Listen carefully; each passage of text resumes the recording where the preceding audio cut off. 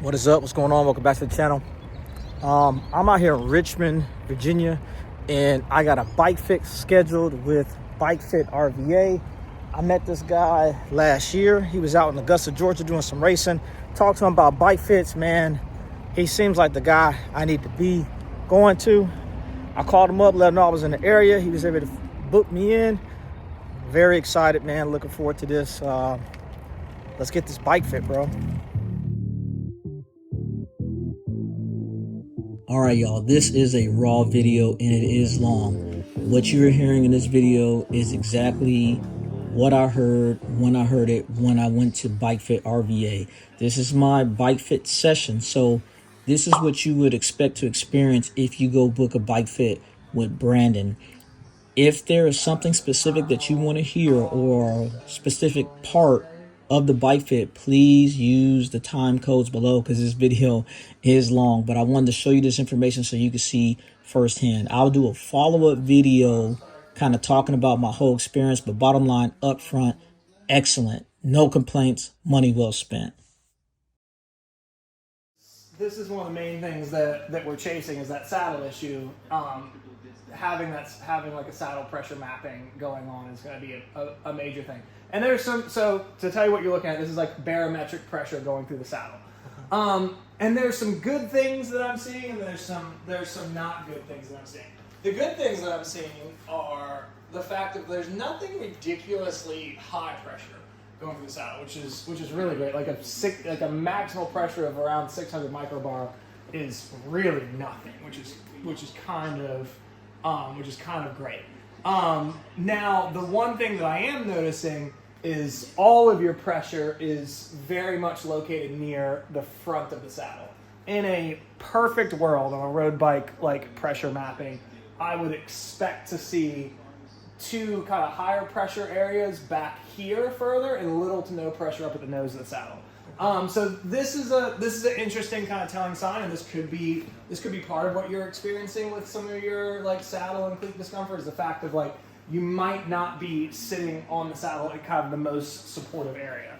So what this is basically telling me is you're sitting very low. So do you find that when you're out riding, do you find yourself doing like a bounce back in the saddle like a lot of the time? Like, do you find yourself like almost feeling like you're up on the nose and you like bounce back on the saddle? I may slide back a little bit, but I think I generally ride on the front.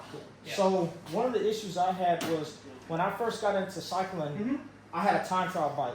So you got really used to that. I was exclusively riding a time trial bike, and that was kind of what I knew. Yeah. So when I went to a road bike, it took me a long time to get somewhat comfortable on a road bike, but I still found myself. You still kind of ride. And like I said, I find this a lot with the power saddle. I find a lot of people end up riding it on the nose, and then especially with the 3D printed, like this is so soft up here that it can kind of work. I'm interested to see. So we're gonna see if this is a result of some other things with the fit. We'll see if it's a result. So when that's normally happening, it's normally a result of a few things. Either the saddle is too wide for you and it's driving you towards the front of the saddle. The saddle is too high, so you're going to the front of the saddle in order to kind of artificially create a lower saddle height. Because this, good bottom bracket. This distance to your pedals is shorter than this distance. Definitely. So that's where so it could be a sign of that. It could be just because you're coming from a time trial setup and you're used to doing that. Now, granted, when we're going really hard, when we're doing things, we can tend to just ride the nose of the saddle a lot. But especially at that zone 2 effort, I would expect to see people sitting a little bit further back. So interesting to see. So we're gonna find out what's going on with that and see if we can improve that a little bit. But and I'll tell you this too, right? The previous saddles that I've been riding that I've been getting along with, they're generally more flat and usually narrow. Usually I'm on like a 130 or 135. Yeah. The reason why I went to this one was just because of that mirror technology. Oh yeah. But if this was more flat, I feel like I'd get along with it a lot better than that. So we'll see. Cool. All right, let's show you what's going on with this with the rest of your fit up here. So that's just kind of the start of what we're looking at here. So I'll show you, turn off all the rest of the data. show this one here. So this is you on the bike. And by no means do I think like you're on like the wrong size bike. The bike's not too big for you or too small for you or anything like that. But if I had to like really critique like just looking at you straight off the bat, I think there's two things that really stand out to me. The first is from this angle especially, it almost looks like your saddle's a bit too high. So what I'm kind of looking at there is I'm looking for your like control of your foot through the bottom of the pedal stroke, which is not bad. You have the little tiniest bit of a dead spot right around kind of 5-6 o'clock right there, just right when it seems like you come off the power there. And so it just seems like you've got power going on, and you just kind of come off right there just for a second, but it doesn't look bad. If anything, it seems like it's just a few millimeters high. And it does seem like if I was kind of looking at how extended your leg was, like 140, it's not bad. If anything, it's maybe a few millimeters high. It's not crazy. But looking at kind of your interaction with the saddle, you do tend to have a lot of what we would call posterior pelvic orientation. And so it seems like you're kind of sitting on the saddle with your pelvis rather kind of upright, and then you're having to bend at the middle of your spine in order to kind of reach the front of the saddle there. So I would be interested to see if some of the changes that we can make kind of encourage you to maybe roll your pelvis a little bit further forward, and that could help some of the saddle issues that we're having. But overall, like your fit is by no means bad. It's aggressive. Like you've got a long and low position. Like so for reference of stuff, yeah, like this isn't crazy. If anything, it's maybe a little bit high, but not anything insane. But like a 40-degree torso angle, that's very much what I would call like a racing fit. Something around 45 degrees is what I would call more of like an enthusiast style of fit. Like you're just doing some like some faster group rides, stuff like that. And at 50 degrees or above is like an endurance type of fit. And so you've got an aggressive position. And then a 75 degree shoulder angle again it's a bit aggressive, but it's not anything crazy. Now, what is very interesting, and so we'll give you kind of big picture overview of like a cool 40, like we'll just say 143 degrees of a knee angle there on your right side, and then you've got 136 here. So and like I expect to see some differences left to right with people, but this is a big difference. And so you said you've got shims in this left side, right? So also with me playing with this, right? Yeah. I've been playing the shim game, okay, and I've been playing the fore and aft game. Cool. So I know it's not the same. And then also I got two different insoles in each shoe, but it's all about And so that's where I would be interested to see what we need, because this is a big asymmetry, I think, due to that shim. And so I'm wondering if that could be possibly causing a little bit more issues than it's helping. But we're gonna see what's going on there, because we'll see. We would use the shims generally for either functional or structural leg length discrepancy, in which we're gonna test you for. We're gonna see what's going on there, and we can stagger the cleats to see if you have some other asymmetries. But it does kind of seem like it's maybe encouraging you to sit a little bit too lopsided on the bike. You said you have 6 millimeters of shim on the left side? Yes. That's a lot. I don't 3 or 4 I do a good amount. 6 is a lot. And so, and like I said, it's all been feel for me. Yeah, so I tried 3. I was like, okay, it feels kind of good. I was like, let me try 6. Yeah. And it's just been. We'll see what you need, because I think the left side issue is due to it's caught like I want to see what's the issue with this asymmetry that's going on. So that's one of the major things that I'm seeing there, is just it's so much different in your leg extension, because you can see even looking at data, your left leg is not extending nearly as much as that right leg is. And so I want to see if we can get things a whole lot better there. And when I'm looking at the data afterwards, I consistently have like a 52-48. That's not bad. And okay. like even speaking to people at Cork, like that's normal. And like they say normally until you're talking like 5-10% to really not worry about that. And what we have seen as well is we can see that sometimes when you go from riding at like a zone 2 type of pace to putting an effort down, sometimes that 52-48 can like switch. And so yeah, like people at Cork have told me like don't worry about anything like close to 5 or 10%. So I wouldn't chase that too much. Okay. And so I'm gonna be interested to see. So I want to get you symmetrical before we start making too many weird choices and stuff like that. So we're gonna go through your cleat and your shoe sub's one of the first things that we check out and we get that. But yeah, I think that's causing you to sit quite kind of weird and lopsided on the bike, and so like you're almost dropping your hip off to the right more, because I'm wondering if that shim's almost pushing you a little bit too much to the right. And we saw that there was actually more pressure going through the saddle on the right side than there was on the left, which is interesting because you're having all the left-sided saddle pain. So it's a very interesting thing to be seeing. So like I'm gonna kind of see what's going on here. And then because that left leg's not extending as much as the right, we're seeing that left knee just kind of come out a little bit more than that right knee is. It's not terrible, but we're gonna get that set up as best we can. And so that's because that guy's more compact there, so it's not giving your hip as much room to kind of go through its mobility, so it's coming out just a little bit more. But again, this isn't terrible. I think as soon as we get you symmetrical, that's gonna line up there. So I think symmetry is gonna be kind of the name of the game with a lot that we have going on. And then the only other thing I would probably critique is it does seem kind of qualitatively that you seem to have a lot of tension kind of going through those shoulders. Again, you've got a longer in the lower position. I don't necessarily think that's bad, but once we get all of this comfortable, I want to see if we can get your shoulders a little bit more relaxed there. Not to say again that you need like a much more endurance position to do that, but it just seems like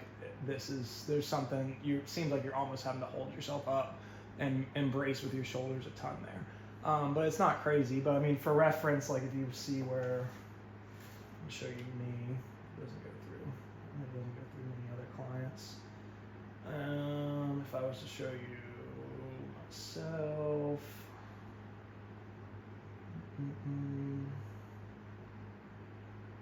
so yeah, like me just riding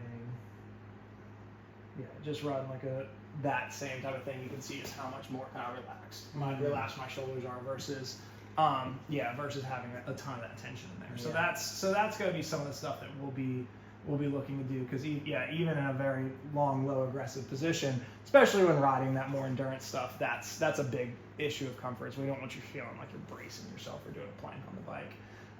And yeah, not to say that you can't still get aggressive, because you can. I mean,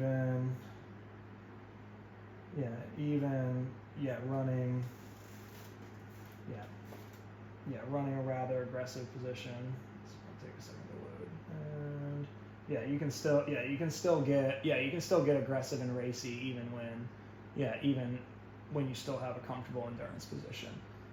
So yeah, we need to make sure that you've got that you're able to do all of those things. Nice. So yeah, I mean, main thing for you is going to be that symmetry for sure. Back to you. It's crazy because like all the stuff that you're talking about, I'm thinking about what I've been feeling on the bike, and it's nice to see what you're saying, because I'm like, that's what I'm feeling. Oh, you know? Yeah, you've got a bunch of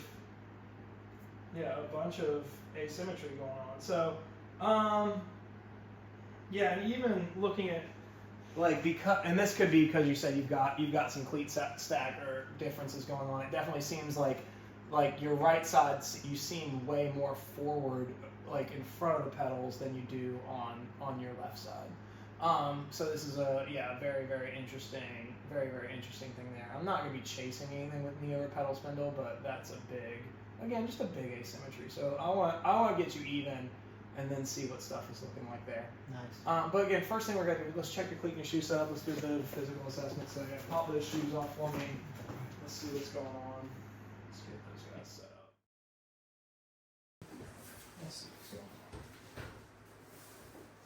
knees open.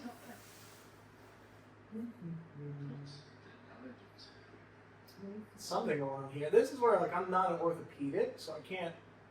Yeah, there's definitely some difference in so this is your tibial bone here, which is like the front bone in your leg. You have another one in the back called the fibula. You can't feel that on the inside. It's behind your calves, but you have your tibia and your fibula, which are two lower leg bones, and this is the tip of your tibia here. And so now there's definitely a lot more material up here, but they're the same length. Like your tibia, like your tibias are the same length there. They're meeting your knee at the same spot, so you don't have any structural difference right there. But let's see if you've got some kind of functional difference going on. Do me a favor, do like 2 or 3 hip bridges for me. So I'm gonna just go ahead, lift those up, come on back down. Up and down one more time. Just reset the steps. Yeah.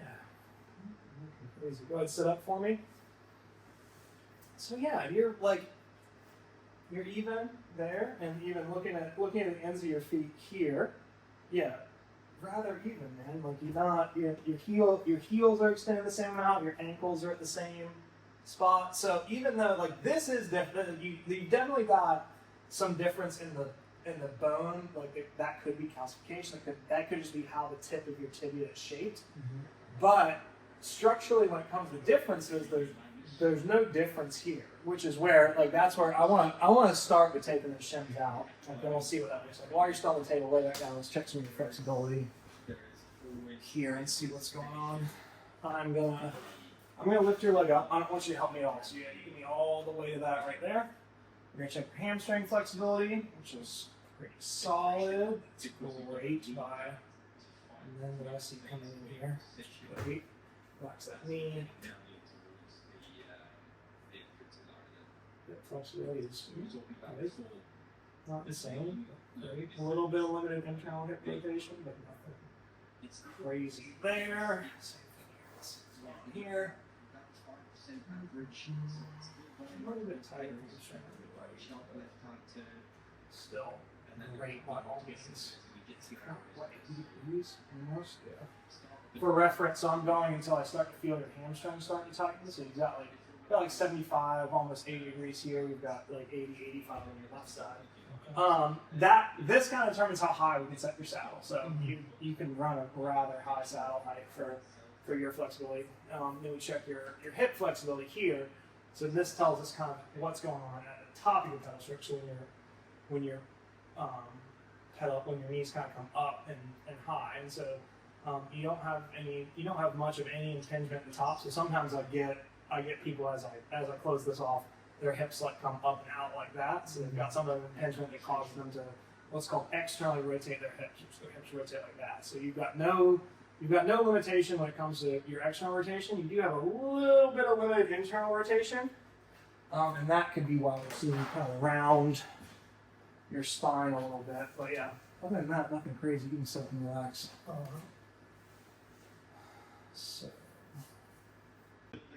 So what that internal rotation of your hip was. So when I brought your leg up and I rotate your foot out like that, that's how much your hip can internally rotate. So what on the bike, what that allows us to do is when you're in a rather aggressive position, it allows your leg to come up and keep tracking straight as it comes up to the top of the pedal stroke. And you can figure as you get lower and lower, it allows your hip to stay nice and straight there. If people are very limited in that and they've got really long crank arms, their hips come up and they can't internally rotate like that. Okay. Generally speaking, you're good. You're not great. Your hamstring flexibility is really good. And so that's not bad by any means. And so I'll be interested to see once we get those shims out and we start playing around with some stuff and what things are actually looking like that we need to see from you. All right, let's keep checking some other things for you. Go ahead, stand back up for me. You stand there. I'm going to give you a quick little sneak. Yeah, you don't have any. You've got a little bit of your hips, knees, and your feet are in nice alignment. You do have a little bit of what we would call a tibial varum. So your tibias are just kind of bowing just a little bit. You might do a little bit well with a wider stance. And that could be. Yeah, because I think right now on my cleat position, it's set You're set narrow. narrow. And like I said, I've just been going on thin. Yeah, you're set very narrow. Now, granted, you're not the widest person in the world, but it'll be interesting to see what's going on there. We're gonna. You don't need to like touch the floor. I don't want you to. We're not measuring how much you can stretch there. Mhm. I just want you to kind of bend over and just kind of hang forward like that for me. I want to see how much your sneaker's got all the freaking flexibility, which is great. Hang out there for a second. Just gonna measure that. Cool. Coming right back up. 75 degrees of that type of setup there. Let's see. This will be the last little bit to kind of confirm that you don't have a leg length discrepancy. I'm going to have you help me find what's called your iliac crest. So it's the very top of our pelvic bone right there. Mhm.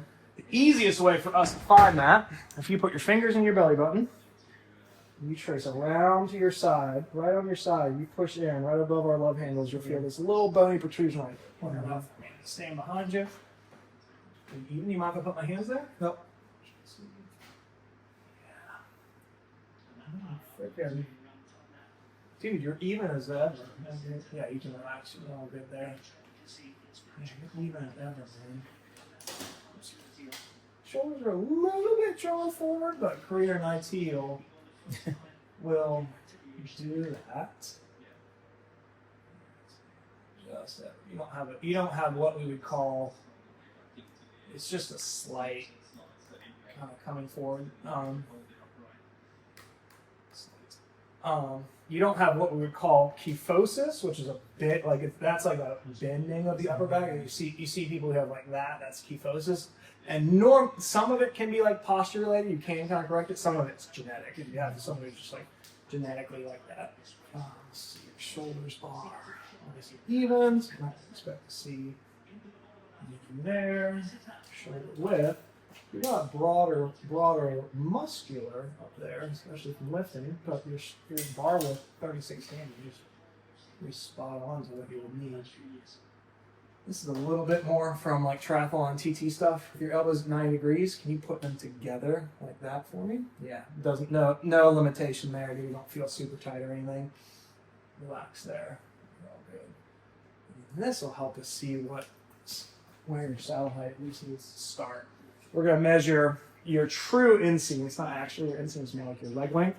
So your feet don't need to be together, but relatively close. You're going to grab the front and the back of this and just pull this up as high as you feel comfortable, right in between kind of your leg and your groin. I'm going to measure that.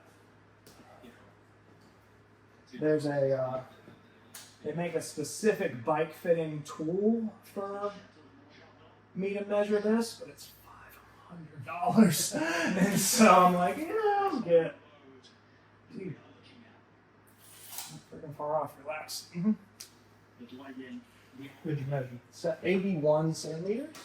Okay, well I think that's kind of. Because usually I have my saddle about like 70. Mm-hmm. Yes, I measured it at 71 and a half. Right? Okay. Which is crazy. For your height, that's longer. Like it's the same leg length as me. Yeah, if you can tell me I got a pretty long. Yeah, it's long. Yeah, you're long inseam and short torso. And this is one of the last things facing me. Shake your legs out for me. Maybe you can do like one or two little jumps up and down. I just want to see how your feet kind of rest. Ever so slightly toe out. Nothing crazy.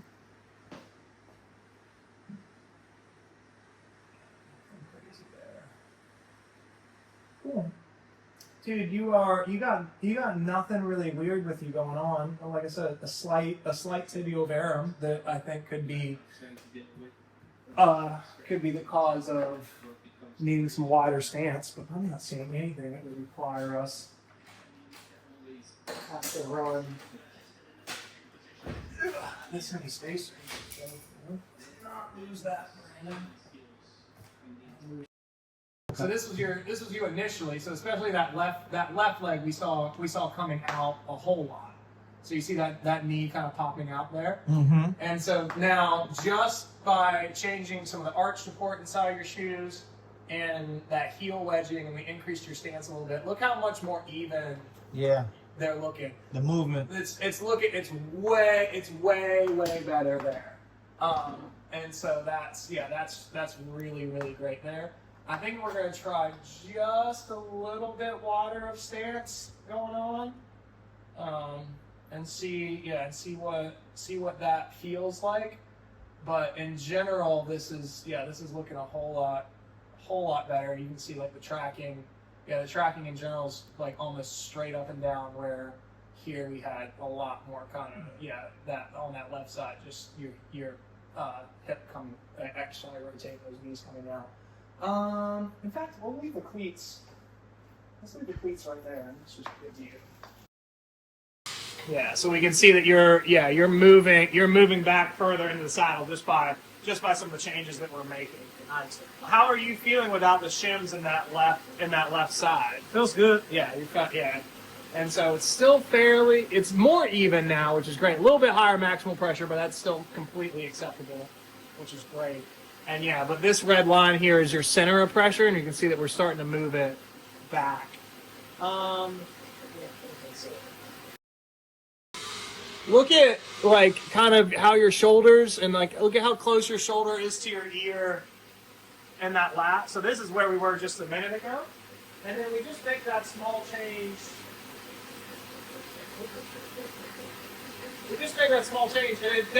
And you're starting to look like your shoulders are relaxed just ever so slightly. And so you still very much an aggressive position, but we've started to relax your shoulders just a little bit. Now as well, like you are keeping that a little bit better of like that posterior pelvic orientation on there because just lowering that saddle a little bit, and that's allowed you to not bend right in the middle of your spine. And so I think we're great. It's a little bit higher torso position, but I'm not upset with that at all. It's still 44 degrees, like still absolutely great, but it's just relaxed you in the bike a whole lot more. And so this is really, really great. You can just compare it to again that last position that we had during looking at. Just bringing those controls back on the bar a little bit brought the torso up just a little bit, kind of lined you up because you don't have that bend that you had in that upper back. And so this is where I think where it was a second ago was just a little bit too long, and you were starting to overstretch just a little bit, and so bringing that reach back just a little bit has caused you just to relax up enough to where it's like this is now going to be great for those like zone 2 type of rides, but still allows you to get plenty aggressive. And so this is like that we don't need to bring your front end up. You don't need to go to an endurance type of bike, but it's just got you a little bit more comfortable for those longer types of get out in those 3-4 hour rides and see what's going on. What are you feeling in the saddle and such? Feels good. Yeah. Is anything feeling off, or is anything feeling not great? Or No, nothing's feeling off. yeah. Pressure feels good. Legs feel good. Legs definitely feel. I definitely feel the wider stance, but it's not uncomfortable. It's just different. Well, just tell me. Go ahead, pop off real quick. This is why I did the spacers. So pop off of that. Like, let me see if I can get a regular pedal walk.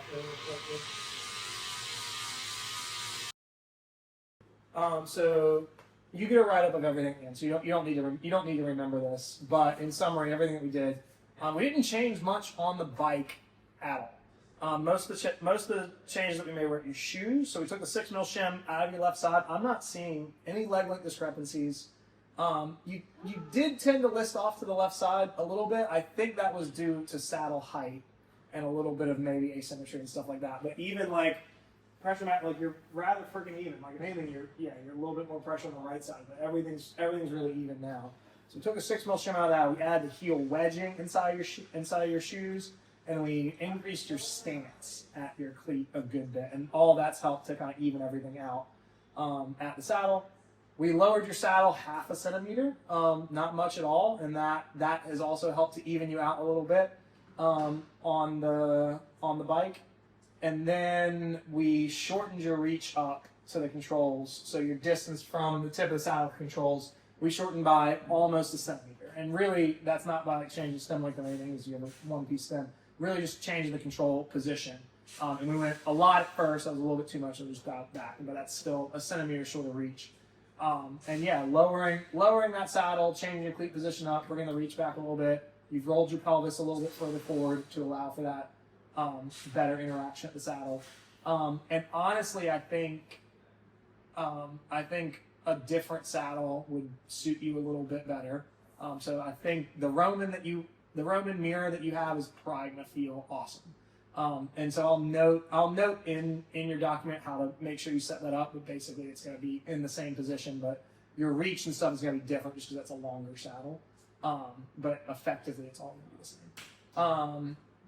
And so that or your SL1 boost would feel way better. So a saddle that basically just cuts in a little bit quicker as the power goes, because I think this is a little bit too long of a taper, and even with all the changes that we've done, that's kind of driving you a little bit further towards the nose. You're not nearly on the nose as much as you were anymore. You're much further back in the saddle. You're interacting with the saddle better than you were when you came in here, but it's still a little bit far forward, and that's what I see with the power all the time. So I think, yeah, something like the Roman would be a lot better suited for you. Yeah, other than that, man, the bike's great. You're damn near close. And so, like I said, half a centimeter. The saddle was a little bit high. The reach was a little bit long. You're by no means in like a ridiculously upright position anymore. You're still like square in the middle of like an enthusiast to a racing fit, as I would call it. So you're not. We don't have even a big endurance type of setup. You don't need that. You can ride an aggressive bike. And so, but it's just, we just shorten the reach up just a little bit. No, it's great. Bike's awesome. Yeah. Sounds good. Yeah, we'll go ride and do that. So, sick. All right, y'all. So that was the bike fit session. The thing that was really dope is if you heard what Brandon said, he said, hey, we're going to go out and go ride. At the end of this session, we went out on a 40-mile, 2-hour bike ride, me, him, and one of my buddies. And it was great, man. Had a nice route out through Virginia. And it really confirmed everything that we adjusted on the bike during the bike fit session.